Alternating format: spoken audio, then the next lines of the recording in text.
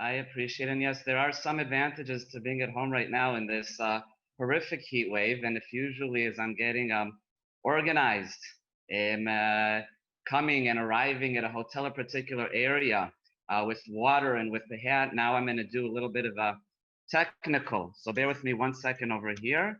And here we go. We are getting started. First of all, I'd like to introduce myself. My name is Ami Braun. You may be able to tell from my American accent that I was not born in Israel. I was born in Chicago in the United States. Made a aliyah with my family when I was a kid back in 1983. So I like to say the American accent is a bit of a front. Ani Israeli me'alef ad taf, Israeli through and through. But still with my American accent. I started getting involved. I had the privilege of getting involved in guiding and informal education about 20 years ago. And I've been a very, very proud resident of Yerushalayim for the past 15 years. So almost Yom Yerushalayim Sameach, Erev Yom Yerushalayim, Jerusalem Day number 53 Sameach. We are going to jump into things and get started. As we get started, though, I would like to please encourage you to ask questions throughout the tour. Chat them, all right? Write them in the chat. Feel free at any point to write questions in the chat. And at the end of our virtual tour now through Yerushalayim, I'll open up the chats and I will do my best to answer your questions. What are we going to be talking about today? So, what's Yerushalayim between the words? We're going to be talking about Yerushalayim as Tamal said, in the 1948 Independence War. We're going to be talking about the fall of the Jewish quarter, the impact that it had on Jerusalem after that for the next 19 years. We're going to be talking about the city border, which was a very unique and strange situation, sometimes comic and sometimes tragic. We'll talk about that from 48 to 67. And then in 67, we're going to talk about the Six-Day War and Shichrur Yerushalayim, the liberation of Yerushalayim. We'll actually be able to walk in hand with the tzanchanim, with the paratroopers through Google Earth. But wait a minute, I'm getting ahead of myself. We haven't even started yet. Let's start with Yerushalayim Shel Zahav, Jerusalem of Zahav, the famous song that was written by Naomi Shemer, which really encapsulates this era and this time, both of when Jerusalem was split, when we didn't have our holy areas in the old city, and also when it was liberated and we got it back. Naomi Shemer, 3 weeks before the outbreak of the Six-Day War, on Erev Yom HaAtzmaut, on Independence Day Eve, in 1967, she's taking part in the Jerusalem Film Festival, and she wrote a song. And it's really what people don't realize a lot of times. Yerushalayim Shel Zahav, Jerusalem of Gold, at least at the beginning, is a song of lamenting that we can't get to places in Yerushalayim. What's she going to write before the Six-Day War, when the city is still split? She's going to write, and you're welcome to read with me at home. She's going to write how the cisterns have dried, the marketplace is empty, and no one frequents the Temple Mount in the old city. And in the caves and the mountains, winds are howling, and no one descends the Dead Sea by way of Jericho. That's the #1 east highway that goes from Yerushalayim down to the Dead Sea into Jericho today. She's lamenting about Jerusalem that is separated, that we cannot get into the old city. Let's take a look at a map that is going to actually accompany us throughout our virtual tour today. Now, this is a map with the border running through the middle of it over here. We have a great picture of Yerushalayim from a bird's eye view, and thank you, Google Earth. We can see this red line. This is the 5-mile border that is going to be separating Yerushalayim down the middle. On the left side, on the west side, we have Israel. On the right side, in the east, we have Jordan. How does this border come to be? How does it come to be that the old city that's right over here, that's on the eastern side of this border, how does it end up being in Jordanian hands? What are the events in the independence war that will lead to this and that will lead to the separation of Yerushalayim? And if I just stop for a minute and put it into parentheses and take it home for a minute to 2020, imagine the city that you're living in today separated down the middle, okay? Be it living in Yerushalayim, imagine a 5-mile border cutting it into two, whether you're living in a different city or town in Israel, or if you're tuning in from anywhere in the world, think of this situation, a unique situation where your city is divided into two. But again, let's go back to our question, how does that come into be? And we've jumped forward now. We're taking a bit of a closer look in order to see how does it come about that Yerushalayim is divided. Let's take a look now closer up at the old city. Now, the old city of Yerushalayim, the size is its size is about a third of a square mile. This might look a little familiar to you. We have the Temple Mount, Har HaBayit over here. On it is the golden dome of the rock, okay, the Muslim shrine. And here's the Kotel, the Western Wall Plaza that we have today. Today's old city, and within the old city, today's Jewish quarter, its size is about a fifth of the entire size of the old city. I was never good at math. You do the math. The whole old city is a third of a square mile. The Jewish quarter is a fifth of that. Figure out the math. Anyway, it's a small area, and you know what? During the time of the Independence War, it was even a little bit smaller. Now, before we delve into the old city and talk about see the sites that will tell us the story of how the Jewish quarter fell to the Jordanians in the Independence War, let's put this a little bit into context regarding history. On the 29th of November, 1947, was the British still here? The British have been here for 30 years. On the 29th of November, 1947, the United Nations votes for partition.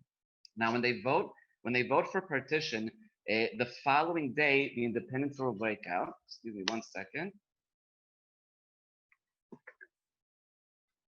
To be honest with you, I don't know if you're watching this from Israel. If you are, you know what I'm talking about. If you're not, we're in the middle of a 6-7 day horrific heat wave. It's 100 degrees outside, and even with the air conditioning going, sometimes it can affect right now. But when the United Nations votes for partition, 29th of November, 1947, the independence war will break out. But the British are still here. What I like to do when I talk about the independence war, I like to split the independence war into two. We have the first half that's a civil war, meaning the British are still here. So the fighting that's going on will only be between the local Arab population and the Jews in the land of Israel. None of the surrounding countries, and in our case, the Jordanian Legion, are coming in yet because the British are still here. Then there's a second phase of the war when we declare independence a half a year later on Hey B'Iyar, the 14th of May, 1948. At that point, the British are going to leave, and then the Arab armies are going to attack, and that'll bring in the second phase, the Jordanian Legion. Let's, with this bird's eye view of the old city in the Jewish quarter right now, talk about the first phase before actually going into the sites that are within the Jewish quarter. Now, after the partition plan on the 29th of November, a couple days later, excuse me, on the 2nd of December, there's an attempted attack by the local Arab population of the Jewish quarter, which again, we can see over here, it's this area surrounded by these red lines. 2nd of December, the Arabs will attempt to attack the Haganah, the Jewish Defense Force, pre-IDF, pre-Tzahal is prepared.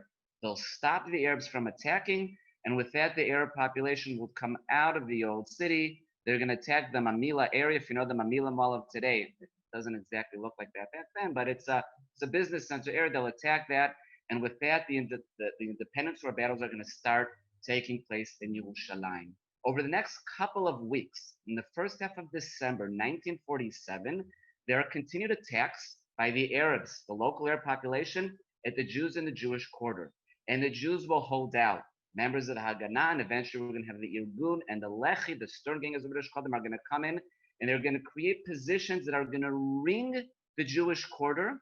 The residents of the Jewish quarter, numbering at the beginning 2,000 at this point, and by the end of the independence war, they'll be down to 1,600 people, and they're going to be defended by, at any given point, it depends when, between 80 to 200 people, Jews, Haganah members, and Etzel and Lechi fighters that will be defending them. They're going to hold out for a couple of weeks. We're into mid-December. At this point, the British are going to come in. They're going to take over most of the positions where the Jewish fighters are holding. And then they're going to really ring the old city over here. And they're going to be a heights, like a mechitza, a separation force between the Jews and the Jewish quarter and the Arabs that are outside of it. But what the Arabs do is they're able to really take over the different entrance points that are into the Jewish quarter. So in essence, the Jewish quarter is under siege. Now, from December 47, until May of 48, there will be convoys of vehicles They'll make their way from the center of Jerusalem. Now they'll be escorted by the British. They're going to drive along the streets of Yerushalayim, and they're going to bring in food. And don't tell the British, ammunition.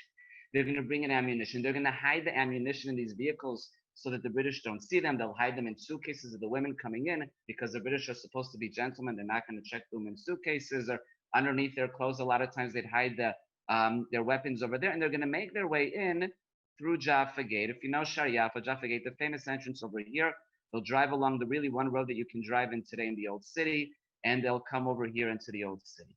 This will lead to the second phase of the Independence War, almost. We're going to jump now to the 13th of May, 1940. We've held out. It's been tough. We've held out for half a year inside the Jewish quarter. But now on the 13th of May at 6 p.m., the British are leaving Yerushalayim. And at 6 p.m., the local British commander is going to come to Rabbi Avraham Mordechai Weingarten, who's living in his home today. When we walk along the Jewish quarter, if you walk inside and you know the Jewish quarter a little bit, you come through Jaffa Gate, you walk through the main road, and eventually you make a left turn through the Armenian quarter, and you're going down an alley. It's Or HaChaim Street, and if you're making your way down, you get to this address over here, Or HaChaim Street number 6. If you don't know the area, it's part of the Jewish quarter. This is where we are, and this is the home back then of Rabbi Weingarten, a very well-respected rabbi and community leader, the Mukhtar, if you want to call him the leader of the Jewish population, that at that point is down to about 1,600 in the Jewish quarter. It's a very dramatic moment because the British officer is going to come up to Rabbi Weingarten, and if we sort of enter into this scene right now, see him coming up to this door that we see over here, this gray door. Back then it was a different door, but don't ruin a good story with the facts. He'll knock on the door. Imagine Rabbi Weingarten opening the door, and he understands the dramatic thing that's about to happen. And the British officer says to him, as he's holding a key to the old city Jerusalem, to Shar Tzion, to Zion's Gate, he says, from the year 70 of the Common Era until today, the keys of the gates of Yerushalayim have never been handed to the Jews. This is the first time in over 1,800 years that you have the privilege, the zchut, to receive these keys. I wish I was standing there, a fly on the wall. When this happens, Rabbi Weingarten will receive the key. The British will leave. Let's put things into historical context again. This is a Thursday evening. The following day, Friday afternoon, the 14th of May, 1948, at 4 o'clock in the afternoon, Independence Hall, it's known today's Independence Hall in Tel Aviv, David Ben-Gurion declares independence. And a few hours later at midnight, Friday night, Shabbat morning, between the 14th and 15th of May, the British will leave. Why is this important to mention? Because after this, we enter the second phase of the Independence War, and the Arab armies surrounding Israel will attack, including the Jordanian Legion that are going to come into the Old City. Now, for the next 4 days, we have a bit of a vacuum in the Old City. The British are gone. We have a 2-day operation called the Shfifon operation. That very, very quickly, the Jewish fighters, at this point numbering roughly about 150, are going to take over some of the areas where the British were, the Arabs were, and they're more or less holding the area of the Jewish quarter of today. It's back and forth. The Arabs will come in over the next couple of days, take over a couple of these spots, a couple of these areas where the Jews were holding out. But there is a last opportunity to really have a huge impact on the battles over here. Then on the 19th of May, at 2 in the morning, there's going to be a force of Palmachniks, the lightning strike force. Let's call them the Jewish commando unit at the time. And they're going to come into the Old City through Shalom, through Zion's Gate. Unbeknownst to them, at this point, on the other side of the Old City, coming in through Shar HaArayot, Lion's Gate, Damascus Gate, Shar Shechem, are going to be soldiers from the Jordanian Legion. And they're going to be making their way in, several hundred of them, and also trying to take up positions within the Old City. But what happens is a group of 22 Palmach lightning strike commando soldiers are going to come up right outside Shar Tzion, Zion's Gate. And now Zion's Gate is not going to be open like we can see it today. It has previously been blocked by large rocks and by large sandbags by the Arabs who are inside trying to block off any entrance to the Jewish quarter. The Palmachniks are going to come to there. Their sappers are going to put explosives of 80 kilo. That's about 150 pounds. And they're going to set off the fuse, and it's going to blow up, and it's going to create a small hole that they can all quickly run through to go inside. Now, the commander of these 22 soldiers, his name is David Elazar, known as Dado. Um, once this explosive blows up, he's going to run inside and he's going to look behind him and he's not going to see anybody following him. So he goes, he turns around and he comes back out. And next to, if you ever come in on a tour through Zion Gate, there's a little wall over there. And if not, you also know there's a little wall over there. He sees all of his soldiers had fallen asleep. Even the massive explosion of 80 kilos, 150 pounds, believe it or not, is not going to wake them up. And then he hears a strange sound coming from them, and it's snoring. That's a true story. They were so exhausted. They've been fighting for months. These guys were tired to the bone. He kicks them, he wakes them up, and these officers, these 22 Palmachnik officers, run in punch drunk, exhausted into the old city. There had been a few Jordanian soldiers that were looking up from on top of some of the structures when they go through Zion's Gate. There's a bit of a shootout, and the Jordanian soldiers run away. And these guys actually run into the Jewish quarter. And following them, they're going to bring in some of what we'll call the regular soldiers from the Etzioni unit that are going to come in with medical equipment and with ammunition. They're going to come to the Jewish quarter. They're going to bring it, but the Palmach soldiers, these commando soldiers, are going to leave. And what happens at this point is the area around Zion actually remains, there's no one there for several hours inside, which was obviously a huge strategic mistake until the Jordanians take over once again, and that closes the opportunity to come into Zion's Gate again. There's a story about how the following day, about 12 in the afternoon of the 19th of May, a Jewish resident from the area of the windmill will make his way with chickens to his family. He wants to bring them some food in the Jewish quarter, and he's turned around by shots that are being shot at him from the top of Shal Zion that we can see in this picture over here in front of us. And that'll basically have them run away. And at this point, we're really starting to understand that we're in trouble in the Jewish quarter. And this is full on the second phase of the Independence War. 600 to 700 soldiers from the Jordanian Legion are in the old city. Not only are they going to physically start fighting house to house and door to door in the Jewish quarter and start taking over slowly but surely the Jewish quarter from the Jewish residents, the Jordanians are also going to be sitting from Har HaZeitim, from the Mount of Olives, that's right east of the old city, and they're going to be shelling into the Jewish quarter. From the 19th of May, for the next 10 days until the 20th of May, these were the most difficult days for both the Jewish residents and the fighters within the Jewish quarter. Now, let's stop for a minute. I just said the Jewish residents, and you may ask the question, wait a minute. We may have heard of some of the history of the Independence War, or we can also talk about common sense. Why were the 1,600 residents of the Jewish quarter, who are not fighters, many of them are women and children and elderly men who are not going to fight, why were they not taken out, evacuated from the old city way, way, way before the British left? And the answer is that there was a decision that was made by the leaders at that time to keep the local population over there. Because if the local population is taken out, that doesn't leave a real legitimacy for our Jewish fighters to remain inside when the British are still there. The British will tell them to leave, and then when the British leave, now go try to get these areas back from the Jordanians, and the local air population will take over.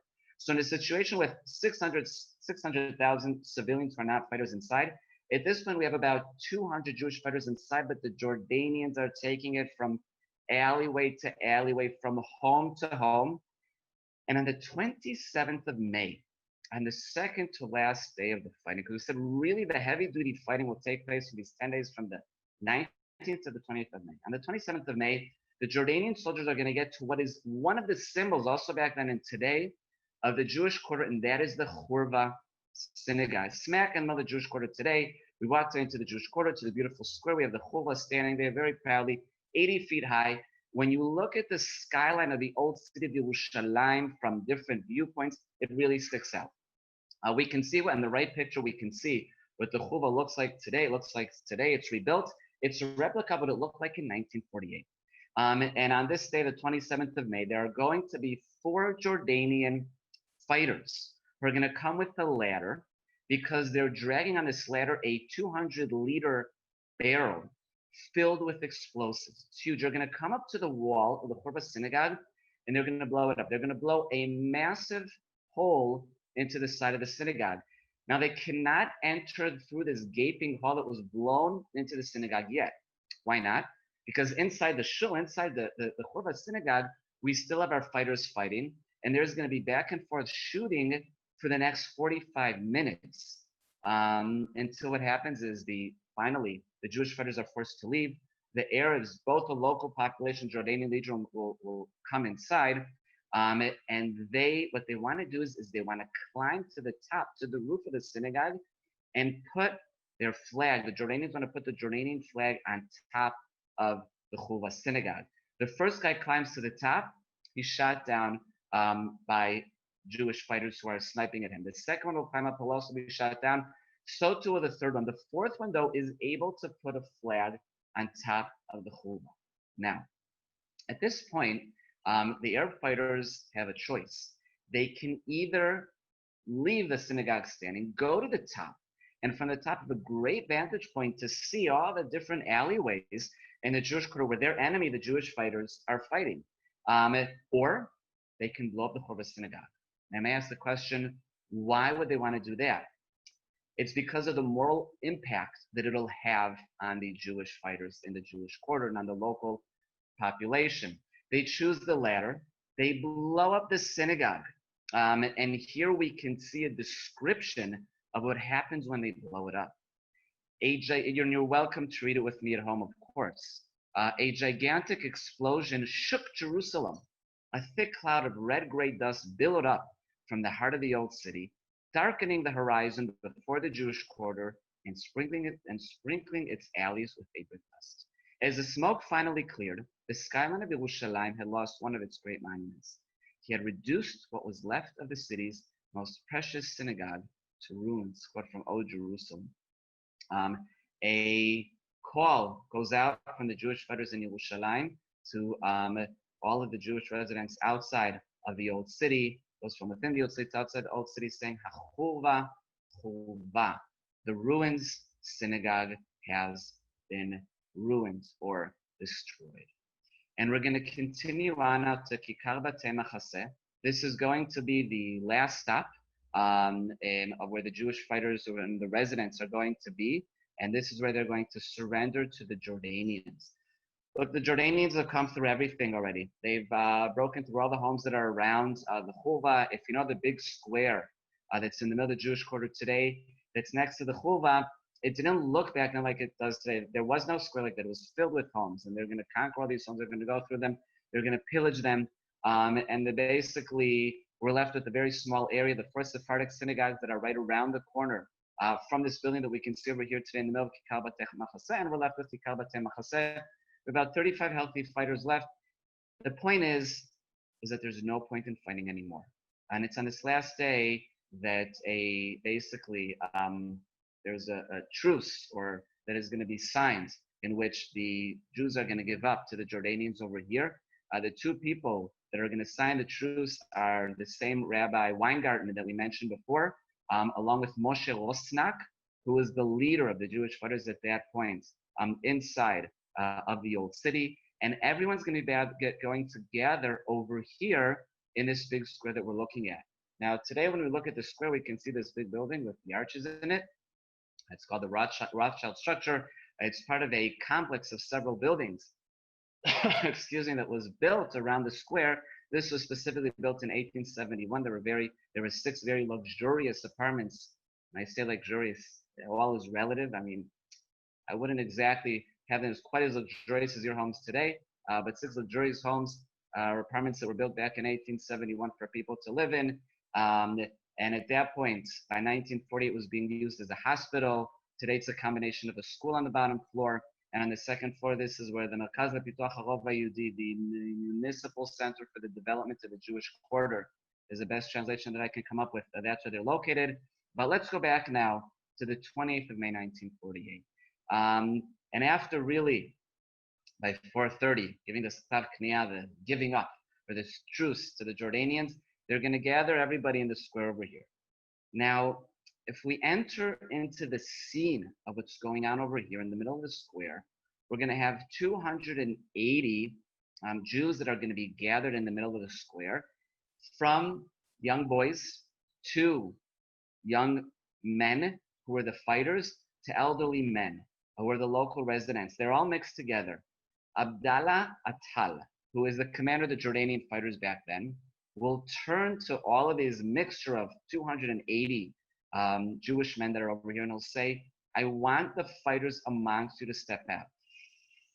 At that point, the fighters don't want to step out. He has to ask this a few times until finally a 78-year-old Jewish resident will step out and he'll say, I was fighting against you guys. Well, at that point, the fighters really realize they don't have a choice. They'll step out. And Abdallah Tal looks at the fighters. He sees 35 men. He says to them, that's it. Those are all the people that were fighting against me? Really? Had I known to begin with over these past 10 days that I was only fighting against several dozen fighters, I would have come at you with sticks and stones. He says, I cannot go back to Jordan with only 35 prisoners because it's going to be humiliating. He says, I'm going to take you all of the 280 men that were there, from teenagers to an elderly man who was 82 years old. He's going to take them to prison in Jordan. They're going to be there for the next 10 months before they return back home in a prisoner's exchange deal. And the rest of the residents, numbering about 1,300, will go out through Zion's Gate to the newer part of Yerushalayim. Now, before they go out, they're given 2 hours to go back home and to gather their belongings. Each one is told that they can take one suitcase of things from their home and leave. Now, if we stop for a minute and think, if God forbid, we should never be in a situation like that, and there's no reason for us to be, but if we would be in a situation like that, think to yourselves, from your homes, you have one suitcase. What would you put inside? Now, in addition to that, take into consideration a lot of these families have little kids that they had to take in their arms, which make things more complicated, just to try and enter what was going on at that time. What we can see in the bottom left corner is a monument today that's right around the corner. I mean, if I use my mouse, we can see these trees. So if we walk through them on the right side of the Rothschild structure that's over here, right through these trees on the right side, we'd see this monument over here, and that's a burial spot where 48 of the Jewish court of fighters were killed. Basically, that's where they're buried. There are 48 fighters who were killed in the Jewish court of fighting during these very difficult 10 days between the 19th and 28th of May. It was impossible to take their bodies out of the old city to bury them because the city was under siege, so they're buried in a huge burial area underneath this, what we see today is this monument over here. After the war, their bodies were taken out and they were buried on Har HaZeitim on the Mount of Olives, overlooking the old city of today. Say this is what you fought for, and you didn't live to see it, but now you're buried with a view of what you fought for, which today is in our hands. In total, during that very difficult half a year of fighting in the old city, 69 Jews fought fighting for the old city. The old city falls. That'll be in May of 48, and it's a few months later on the 30th of November. If you're watching this from the United States, we go day, month, year. I know in the US it's month, day, year, but here it's day, month, year. So on the 30th of November, 1948, a ceasefire deal is signed between Moshe Dayan, Mr. Eye Patch over here on the left side. He is the commander. He's the military commander of Yerushalayim, Jerusalem at that time, and with Abdallah Tal, same Abdallah Tal we met a moment ago. Again, the Jordanian commander of Yerushalayim. And what happens at that point is they'll sign a deal which was supposed to be temporary, but ends up being permanent for the next 19 years. Let's take a look at it. It's the same map that we saw before. It's this border over here, this 5-mile border that in essence will divide Yerushalayim into two. Again, I'm repeating, flag of Israel, left western side is Israel. The right side, the eastern side, including the old city. Again, we just lost it, including the Jewish quarter, including the western wall and Har HaBayit, the Temple Mount, where the two temples, Batei Mikdash, used to stand. Today, the Dome of the Rock will stand. That will be under Jordanian hands. Now, when they sign this, because it's separating the city into two, it's not practical, and soon enough we'll understand why. Neither thought it was going to last for a long time.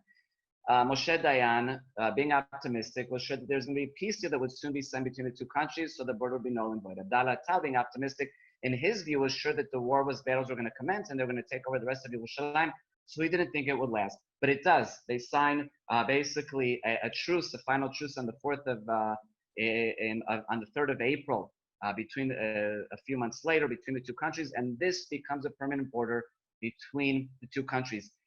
They used wax crayons to make this border. Okay, Moshe Dan uses a red one, Abdallah Tala green ones. Why am I saying wax crayons? Because it's a thick line. The wax crayon will take up 2 to 3 millimeters on the map, and in reality, it'll take up 40 to 80 meters, 100 to 200 feet, which will create a lot of ridiculous situations. Before I go to the next slide, I want to show you some of the points that we're going to be talking about along this very unique and strange city border. We're going to talk in a minute about the Mandelbaum Gate, the one gate where people could pass through. We're going to talk about the area of Notre Dame with a very funny story where a nun loses her teeth and then gets them back.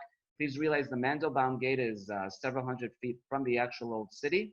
People are going to pass through the Mandelbaum Gate in order to get from the Israeli side. We'll go through to Mount Scopus, because you can see Mount Scopus, Har HaTzofim, which is on the Jordanian side, is an Israeli enclave. We're going to talk a bit more in a minute how that used to work, but we're going to touch upon Mandelbaum Gate over here. We're going to talk about Notre Dame, right outside the walls of the old city where none loses her teeth. We're going to talk about the story of Shalom Stella, Zichrono Livracha, may his memory be blessed, a soldier who was killed right outside the walls of the old city, not far from Zion's Gate, Shal Zion. Let's get started. Story of Mandelbaum Gate. Once every 2 weeks, a deal is signed in July of 1948 in which 121 Israeli, it'll turn into soldiers, in which what is supposed to be 86 policemen and 35 civilians, which will equal 121 people, and the Israelis will simply turn into 121 soldiers. Every 2 weeks, 121 Israeli soldiers are going to make their way through this gate in 2 buses. This is one of them, one of the originals. They're going to make their way through, and they are going to go over to Har HaTzofim, to Mount Scopus, the Israeli enclave that we saw before. Now we can see this is the UN building right next to Mandelbaum Gate. This is that building today. When you're driving today through the middle of Yerushalayim, you can see it from the main road that's cutting through Shderot HaTzanchanim, that's cutting through the city. This is a picture from another angle right now. Now, what happens is there's a lot of comic situations and funny situations. Let's, for example, the Jordanians insisted that the Israelis use the exact same buses all the time that were used the very first time they went through. For 19 years, this bus and another one with the same buses that will be used, the Jordanians did not allow the Israelis to change the bus. Now, imagine the work that was done by the mechanics. After these 19 years, a lot of praise was given to the mechanics who fixed up these 2 buses that were trying to make their way through. Now, the Jordanians tried to be difficult in a lot of different situations and pick fights. For example, one time the bus over here was sitting by the gate that we can see, Mandelbaum Gate. The year is 1958, and the Jordanians will come up. They always insisted on a list of all of the police and civilians, who really soldiers, are making their way through.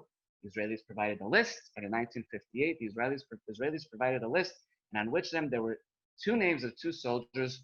One soldier's name was Cohen, the other soldier's name was Levy. And the Jordanians come back, and they basically say Cohen and Levy can't go through.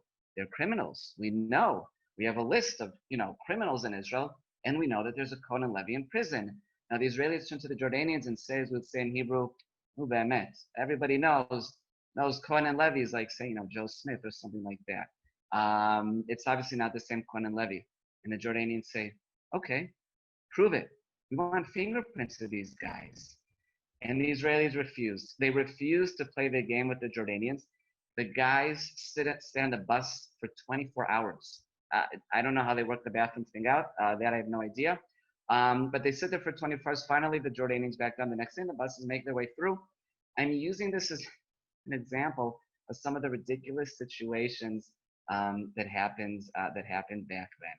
So that's Mandelbaum Gate, and the only way you could pass through really from the Israeli side into the Jordanian side, it's the only path that you could go through. And we're going to take a 2-second commercial break. It's 100 degrees outside. We're walking around outside with your hats. I want you please to drink, have a seat, take it easy. We'll sit in the shade for a minute, so excuse me.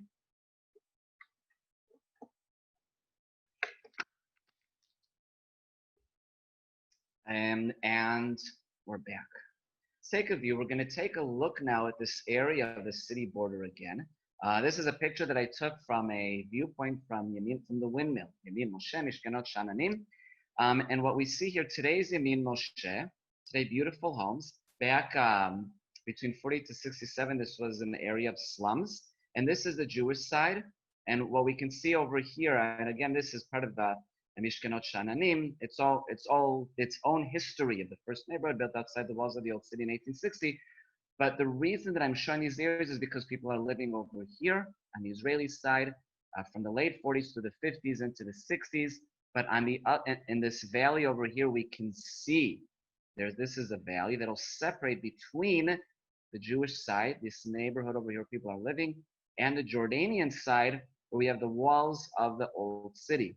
Now, we can imagine, let's just take a random year, 1960, for example, and we're sitting over here, we're playing, kids, grandkids, and whatnot with our friends.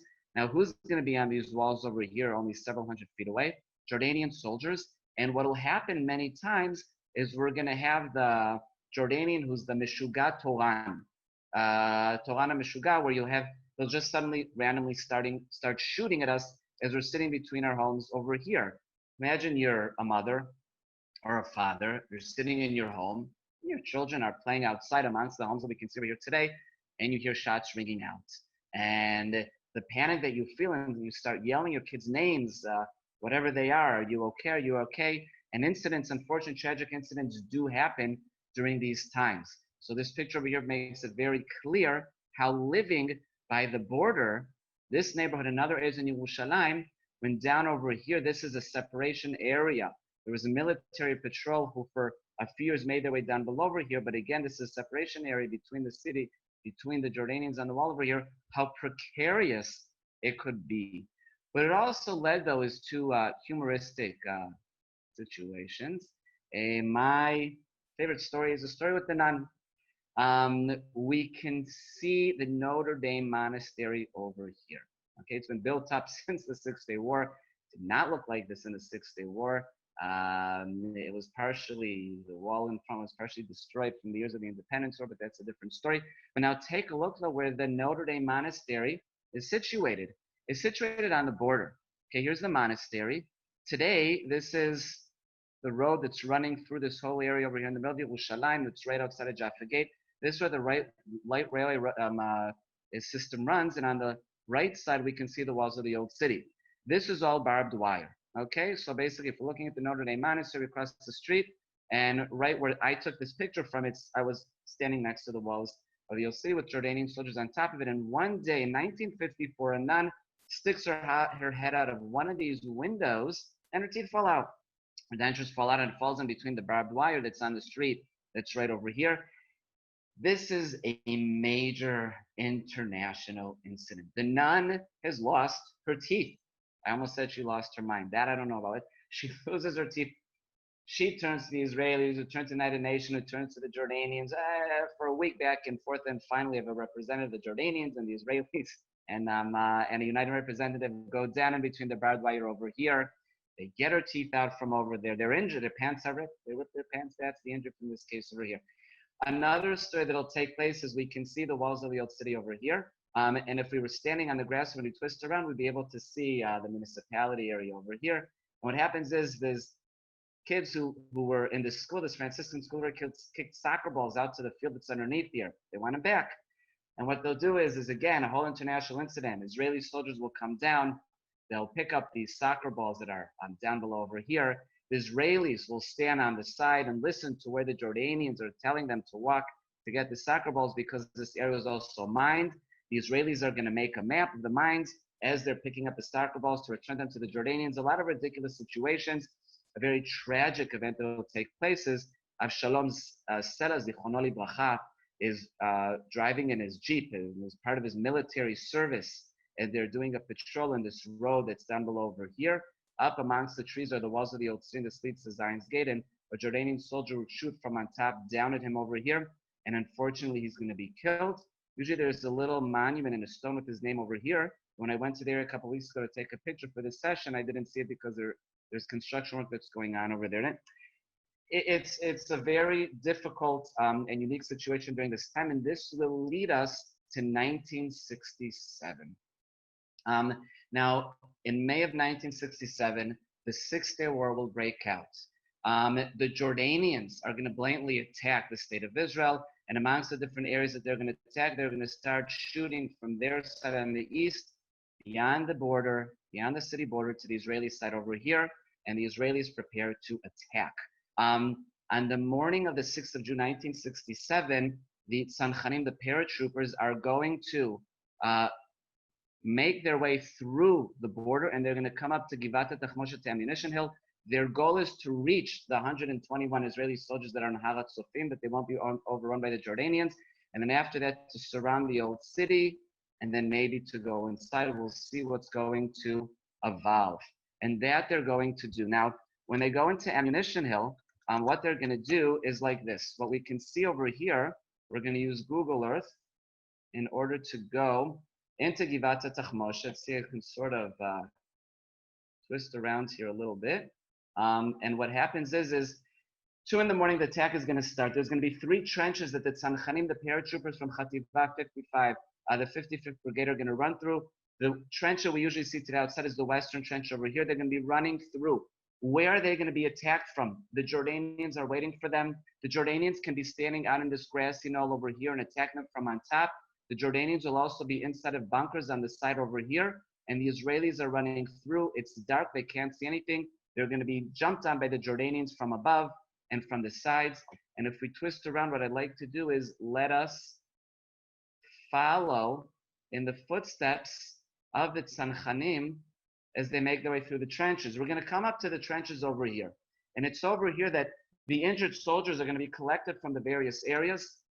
There's going to be a medic whose name is Yigal Arad, who's going to be sitting right over here in the trenches and waiting for the injured soldiers. And he'll describe that he's going to be taking care of them one after the other, until he just goes into shock. He can't function until someone comes up to him, grabs him in the shoulders, and says to him, Yigal, are you okay? I mean, you don't have the privilege to go into shock, man. You're the medic. And Yigal realizes that he has to continue working, and he continues for the next couple of hours taking care of everybody until 6 in the morning when the battles end. And he describes afterwards, I was so exhausted that I sat down on the side and even have the strength to wipe the blood off of my hands with water. I just sat and I smoked a cigarette. And it was when my officer comes over to me and pats me on the shoulder without saying a word that I realized that I had done my job. But let's continue running with the Tzanchanim really along the trenches. And as they're running along, really single file, you can't do it any different, not single file, because you're running with your bag on your back and all of your ammunition on you. We're in about this area over here, the trenches that we can see right now. And it's at this point that Nir Nitzan, the officer that's leading the several soldiers through these trenches over here, realizes that he needs somebody to jump out of the trench for cover fire, because they were getting killed, literally speaking, from the areas that I said before, outside the trenches, the bunkers on the side. Even as we move along, we can see this bunker over here and this one over here. They're being attacked. And he turns to Eitan Naveh, one of his paratroopers, and Eitan doesn't hesitate for a moment. He'll jump out of the trench, and he's going to run full body. He's not going to crawl on top of the trench really long over here, and he's going to be shooting away Jordanians, covering fire for his comrades that are inside the trench until he was hit in the head and he was killed. Eventually, as they continue along the trenches over here, they'll get to a large bunker, and after fighting, shooting, throwing hand grenades at the bunker and it not working, shooting a bazooka at the bunker and it not blowing up, David Shalom is one of the paratroopers who will take 16 kilos. That's over, I'd say, about 35 pounds of explosives. And at about 6 in the morning, he will blow it up. And at that point, they will conquer, finishing fighting in Ammunition Hill. At this point, on the 6th of June, the paratroopers are going to really work on surrounding. Here we can see the old city. They're going to make their way up along the neighborhoods over here that are outside the walls of the old city. The Rockefeller Museum area is about over here. And that's where the paratroopers command center is going to be. Now, we're going to jump forward. The Battle of Ammunition Hill took place in the early hours of 6th of June from 2 to 6 a.m. Let's jump forward to the evening hours, 7:30 p.m., 8 p.m. And with the paratroopers that are led by Motagur, who was the commander of the 55th Brigade, and by Uzi Narkis, who is the head of Central Command at the time, are going to decide that they want to go up over here. See again, just to get our location, this is the eastern side of the old city. This is the Temple Mount, all right? This is the Golden Dome of the Rock. Kotel, the Western Wall, is over here. Here's the Western Wall Plaza. And the plaza doesn't exist, but this is the Kotel. What the paratroopers want to do, it's not just the paratroopers, but the soldiers, the army in Jerusalem, is they want to go up the hill of the Mount of Olives. I know it's hard to see this in 3D, in Google Earth. 3D doesn't work the best, but this is a valley, the Kidron Valley. And up over here, this is Har HaZeitim, the Mount of Olives. They want to go up and conquer the ridge of Mount Scopus, the Mount of Olives, Atuv, over here, where if you've been in these areas east of the Old City, you have great views of the Old City. The idea is to send several tanks and jeeps with foot soldiers that are going to make their way along this road that's on the northern side of the Old City. We're running along the walls of the Old City over here. They're supposed to make a left where these red arrows are, and up this road to the top of this ridge of Atul and the Mount of Olives. Now, they didn't have the intelligence that they needed before. Without getting into all of the details of the Six-Day War, no one expected there to be battles in Yerushalayim. They were prepared to fight the Egyptians, maybe the Syrians. There weren't preparations to fight the Old City. They didn't have the fighters who are coming, especially the paratroopers, didn't have maps. They definitely didn't know these areas well at all because no one had walked in these areas from the Israeli side for 19 years. And they were supposed to make their way through this road and along here when it was still light at 5 in the afternoon, but due to logistical complications, they start moving at 7:30. They really get to this area at 8 o'clock. Guys, 8 o'clock, you don't see anything. It's dark. So when they're running along here, and this is the northeastern corner of the old city, and if you drive around these areas over here, you'll know what I'm talking about. And if not, this is where we're at, the northeastern corner of the old city. You're in these tanks. You're being shot at left and right. It's a mess. You think of war movies, balagan, as we say in Hebrew, it's a mess. The tanks miss the turn. You need to know that you're making a left turn here. Otherwise, you'll very easily slide along because this right swerve, you feel like you're just continuing straight. They're going to miss the turn. And they're making their way along over here. And Rafi Ishaya, who's the tank commander who's leading the tanks, and the jeeps are making their way over here, he'll say, I get to a bridge. It's the Gethsemane bridge of today. He goes, I get to bridge, and he goes, I don't remember hearing in the intelligence reports that I'm supposed to get to bridge. At this point, all hell breaks loose. He jumps out of the tank. His tank, he looks behind, he sees the jeeps are being shot at. The tank behind him is in flames. He's going to try to turn his tank around on the bridge over here where we can see this little explosion. And he hits the railing of the bridge. He knocks on the railing, and the tank basically falls down into the valley that's underneath the bridge over here. We can see a picture of the bridge over here on the left side. And Rafi Shaya will describe what happens when his tank falls down and hits the valley underneath. They're going to be knocked unconscious. And he describes all of the tank members lost consciousness when their tank hit the ground of the valley. None remember how long they laid there remaining unconscious. One at a time, they woke up and crawled out of the tank, bruised and battered. Slowly, they found one another in the darkness and identified themselves. They concentrated under the bridge and waited to return to full consciousness. The sound of battle above their heads made it clear that the enemy still controlled the area. They didn't move. After what seemed like hours, the battle ended. Rafi Shah that we mentioned, ordered one of his soldiers to return to the upside-down tank in order to extract the maps and guns. Now, armed with machine guns, they felt prepared for anyone who may come and try to take them prisoners. And they basically spend the whole night crawling out. Early morning, they'll make their way back to the Israeli side, and that'll lead us to the fateful day of the 7th of June. On the 7th of June, 1967, at 8 a.m., 4 squadrons of 4 Israeli fighter jets will come up. They're going to bomb the ridge over here that the Israelis hadn't conquered the evening before. And after that, by 9 a.m., the units from the 55th Brigade, I'm talking about battalion numbers 66, 70, 128 of paratroopers, 66 and 71 are going to climb their way up. They're going to make their way from the valley to the bridge, to the ridge. They're going to conquer it. And by 9:45, we're going to have Motagur, the commander over here on the left, of the 55th Sanchanim Brigade, sitting on top of Har Zeitim, the wonderful viewpoint that we have today, the Mount of Olives, and looking at this amazing picture that's in front of us over here. And we can see we're looking at Jerusalem from east to west. This is the eastern wall of the old city. Shar HaArayot, the Lion's Gate that we're about to enter in a minute, is sort of off. Where's my mouse? In the corner on this side over here. We can't quite see it. And at 9:45, he is going to give the very famous command. And he's going to say the following. And you're welcome to read it with me at home. We occupy the heights overlooking the Ir HaAtikah, the old city. In a little while, we will enter it, the ancient city of Yerushalayim, of Jerusalem, which for generations, Dorot, we have dreamt of and striven for. We will be the first to enter it. The Jewish nation is awaiting our victory. Israel awaits this historic hour. Be proud. Good luck. I want you to imagine, as we're about to go inside, as we're going to go in hand with our soldiers as we make our way inside, what would you take with you in this situation? What would you take with you in your memory, in your mind? Maybe what would you take with you physically if you could take something? And what we're going to do is with that, we're going to go into Shar HaArayot.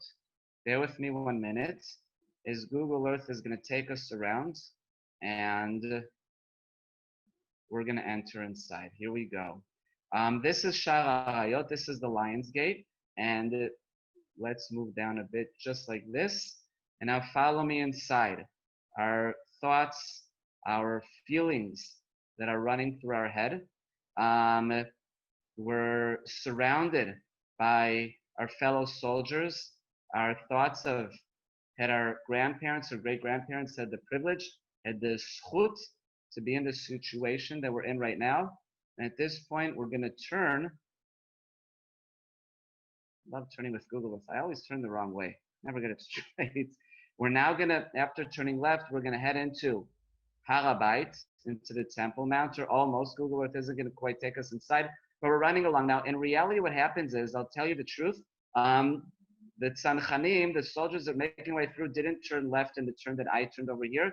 They continued just a little bit more to the next alleyway and then turn left. But you'll forgive me, with Google Earth, it would have just easier doing this way. And it's the same idea, it's the same feeling. And here we're coming up to one of the entrances of Har HaBayit, and basically we're going to come, this is about as close as we can come with Google Earth. We'll enter inside. We're going to run along Har HaBayit. And as we're running along Har HaBayit, let's go back to our PowerPoint. We can read what Arik Achmon, one of the men who was running along with Motagu, says.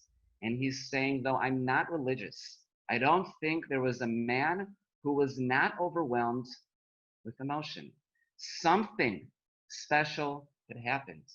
And the famous words by 10:30 of Motagu, the commander of the 55th Sanchanim Brigade, Har HaBayit Beyadenu, the Temple Mount is in our hands. On the picture on the left, the Rav Goren, the chief rabbi of Israel at the time, coming to here, blowing the shofar, the ram's horn. We can see the famous picture of the three tzanchanim, the soldiers on the right over there.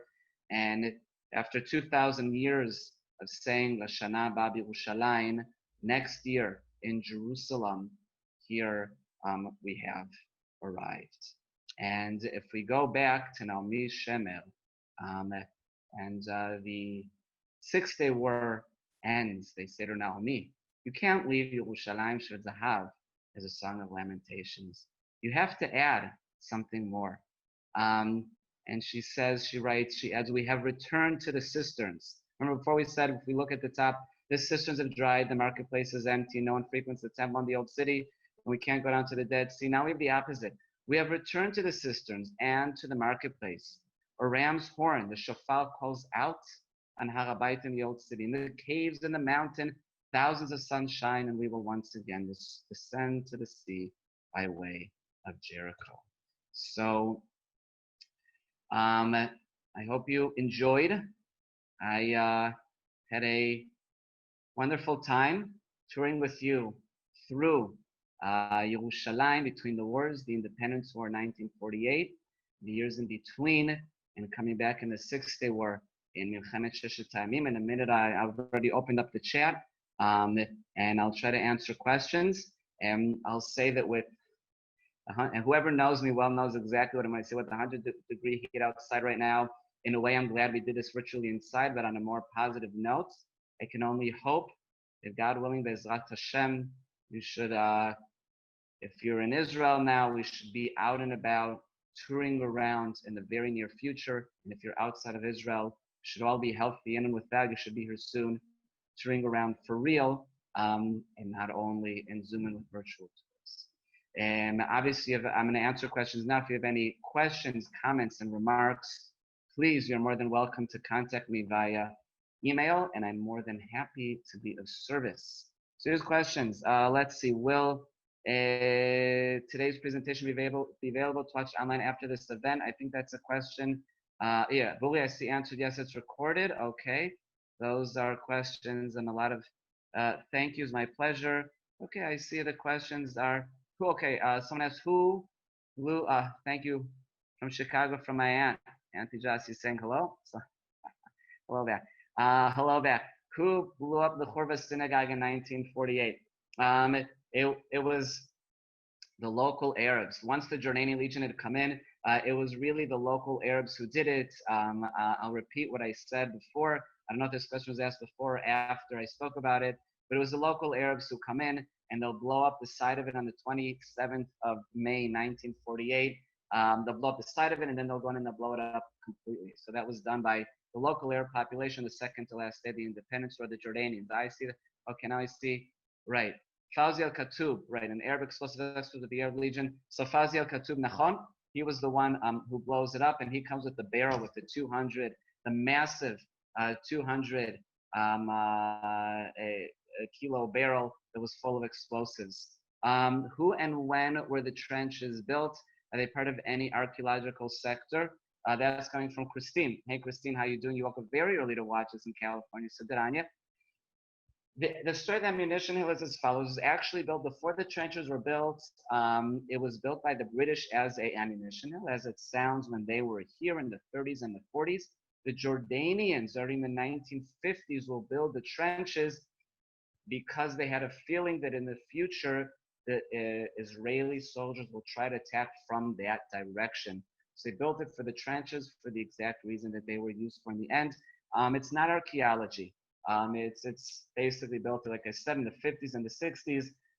Today, the three routes of trenches that used to exist that the Israeli paratroopers went through and the Jordanians tried to defend, there's only one trench that you can really walk through today, the Western Trench. That's what we were looking at with what we're walking through with Google Earth. And that's what we see today. Thank you for the compliments. And I think that is all. So we have 31 new messages. Wow. Let's make our way through. Lots of thanks for you on the chat. Mamash toda. I think it was great, very informative, and it looks like everyone enjoyed himself. I'm gonna my name is Tamar. I didn't introduce myself, but since we're all here, I want to invite you also to join our Shavuot program, which will be in English and in Hebrew. So check out our website. We're putting up a special mini site with lots of prepared classes which you can print out or watch before, different options, English and Hebrew, lots of different classes for Shavuot. So you're welcome to join us. Ami, you can also join us. Be'simcha. With pleasure. Thank you. And hope to see you again here also next week. We're here on Monday with Rabbanit Racheli Franket for our last session of Pirkei Avot. So if anyone here is new and came because you know Ami, you're welcome to join us and be part of the Bet Avichai crowd. Toda rabba. Thank you.